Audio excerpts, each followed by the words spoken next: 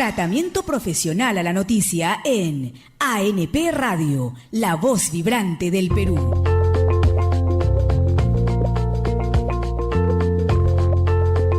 Nos está acompañando el doctor Pedro Miguel Rodríguez Zamudio. Él es especialista legal de la Intendencia Nacional de Prevención y Asesoría de SUNAFIL. Bienvenido, doctor Pedro Miguel, y gracias por acompañarnos en este tema de acoso laboral. Buenos días, Iván. Aquí estamos para compartir sobre un tema tan importante que tiene que ver con los derechos fundamentales del trabajador. Perfecto. En ese sentido, permítame algunas preguntas para pensar empáticamente con los trabajadores que están sufriendo acoso laboral. ¿Cómo identificamos que estamos hablando de un acoso laboral en las distintas empresas? En principio hay que diferenciar. Hay un acoso tal vez típico en el cual la autoridad, el jefe, el que tiene la mayor jerarquía, empieza a acosar, a hostilizar al trabajador, ¿no? Es un tipo. En otro campo, en otro aspecto es el ambiente laboral, tal vez no la autoridad, sino los compañeros. En ese tipo de acoso, en ese tipo de ambiente hostil, no hay un ánimos de que el trabajador renuncie o se retire, sino los compañeros llevan a cabo actos, conductas que perjudican al trabajador. Pero de igual manera, si bien es cierto, no es llevado a cabo el acto de hostilidad de parte del empleador, pero él debe cesar, él debe tomar las medidas pertinentes. En el primer caso... Y permítame cortarle para, en este caso, orientarnos en el primer bloque que usted ha planteado muy didácticamente, es decir, donde hay la intencionalidad de buscar su renuncia. Porque lo segundo es un tema más complejo, donde más bien psicológicamente quieren mellar, porque normalmente se da eso cuando son trabajadores muy productivos. Volviendo a este primer espacio que es donde estamos focalizando, cuando hay esta intencionalidad del despido, ¿cómo identificar que sí hay detrás esta intención? En principio, cuando un trabajador es despedido de manera unilateral, tiene derecho a una indemnización, ¿no? Que es un sueldo y medio por cada año de servicio con un tope máximo de 12 remuneraciones.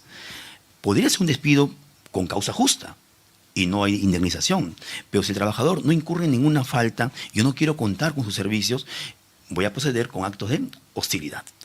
Lo más común es tal vez el cambio de horario, ¿no? El cambio de centro de trabajo. Quizá yo vivo en Comas, trabajo en Los Olivos y me mandan a Villa El Salvador. Pero no es solamente esa rotación para que sea acto de hostilidad, porque podría ser también que sea justificado. O sea, hay que identificar si ese cambio, ese comportamiento del empleador tiene una justificación o no.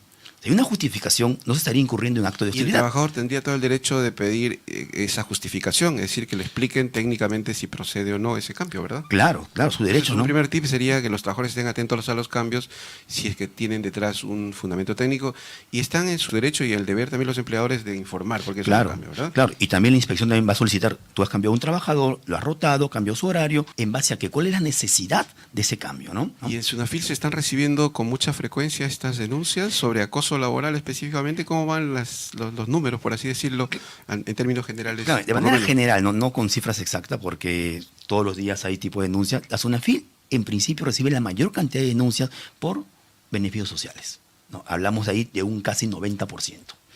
Y el resto, hablamos ya de seguridad de salud en el trabajo, y dentro de ese porcentaje del 10 están los actos de hostilidad. Porque, como indicó usted en la presentación, el trabajador tiene miedo de perder su trabajo. ¿Y cómo es un procedimiento una vez que reciben la denuncia, cuando SUNAFIL visita a la empresa, en este caso privada? Claro. ¿Cuál es el procedimiento que ejecuta SUNAFIL cuando tienen esa denuncia de acoso laboral? Claro, en principio el trabajador que ha sido víctima de un acto de hostilidad, de un acoso laboral, debe presentar su denuncia por dos medios. De manera física, ingresa por mesa de parte su denuncia, solicitando una inspección por esa materia, o también en la comodidad de su casa, mediante internet, hay denuncias virtuales. En ambos casos es necesario que renuncie a la reserva de identidad. En otros tipos de inspecciones sobre otras materias, el trabajador puede solicitar la reserva de identidad. ¿Los sindicatos tienen alguna fuerza en ese sentido? ¿Algún poder que le puede dar tender antes de ir incluso a SUNAFIL? El procedimiento es... El sindicato tiene una labor, ¿no? Representa a los trabajadores. El sindicato también podría cursar al empleador de manera privada, ¿no? Una carta de cese de acto de hostilidad o de acoso laboral.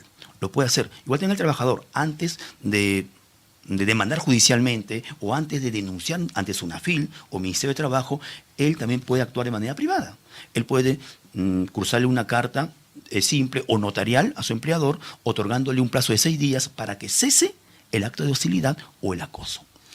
Haría bien el trabajador, además de usar los mecanismos que nos está planteando, que vaya por cuenta propia a registrar, por usar un término, cómo está afectándose su salud mental mediante digamos, la visita a un psicólogo, y pueda registrar con un informe incluso que se está dañando, porque está mellando finalmente, para que él pueda contrarrestar esa presión que va recibiendo psicológicamente, porque hemos visto casos incluso que presentan síntomas de estrés postraumático.